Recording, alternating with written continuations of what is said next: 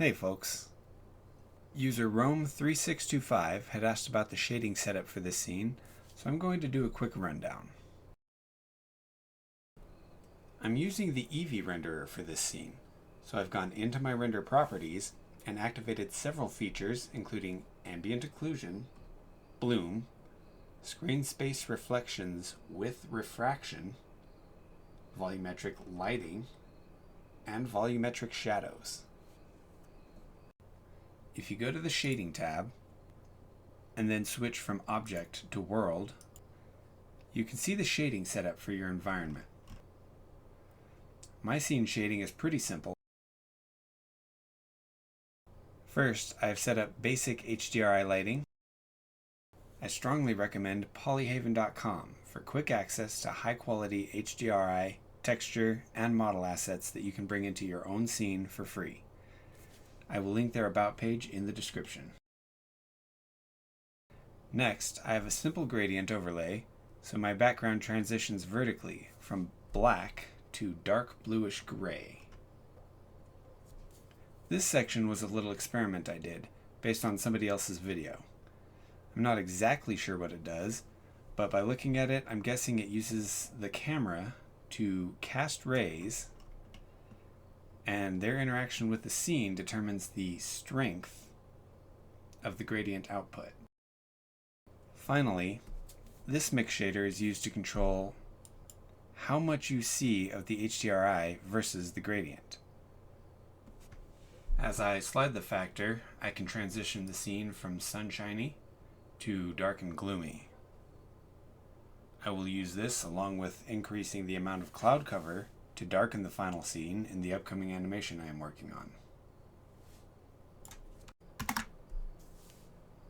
The lightning itself is made up of geometry shaped like the final branched out lightning. I have separate shaders for the seeking branches and the final connecting branch. I'll switch back to object shaders and look at the seeking branches first. This material's blend mode is set to alpha blend. The lightning is a mix of a basic principled BSDF shader with emission turned on and a transparent BSDF shader.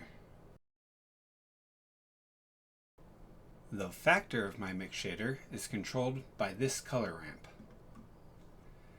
The effect uses a linear gradient based on the UV coordinates of the branch mesh.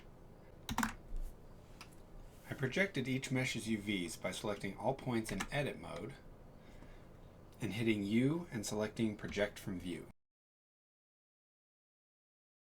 Then I align the UVs so their bottoms are even along the horizontal axis. The light will progress from right to left, so the longer branches light up first and the shorter branches light up later, and all branches will be fully lit around the same time. To animate the lightning, I keyframe the position of this slider in the color ramp.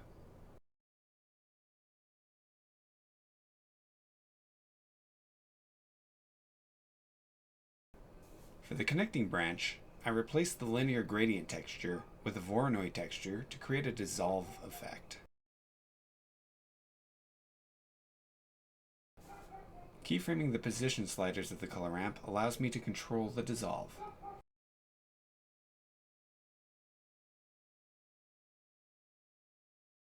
This material's blend mode is set to alpha hashed. I won't get too in depth with the nitty-gritty of the cloud shader, but here's a quick overview. The shader itself is a principled volume shader, and its density is controlled by the following.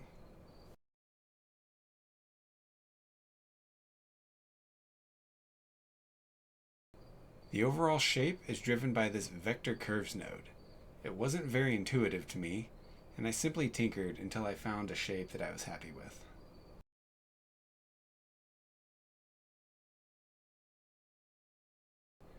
I give the cloud more detail by chaining together a noise texture node, a MixRBG node set to linear light, a Voronoi texture node, and a color ramp node. I then duplicated that chain and adjusted the values for even finer control over the cloud detail. Once again, keyframing the position of the color ramp sliders allows me to animate the density of the clouds.